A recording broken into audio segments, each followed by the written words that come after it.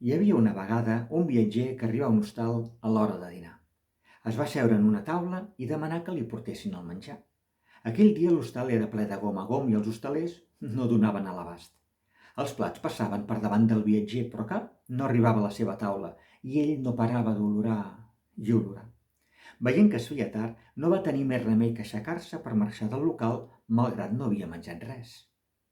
L'hostaler, en veure que se n'anava, li va reclamar l'import de l'estança a l'hostal.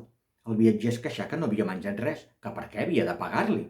L'hostaler li va dir que encara que no hagués menjat res, sí que havia olorat tots els plats i això també s'havia de pagar. El viatger, morri de mena, es va treure una moneda de la butxaca, la va fer sonar diverses vegades i li va dir a l'hostaler que amb escoltar aquest so es donava per pagat l'olor dels plats. I vet aquí un gos i vet aquí un gat. Aquest conte s'ha acabat.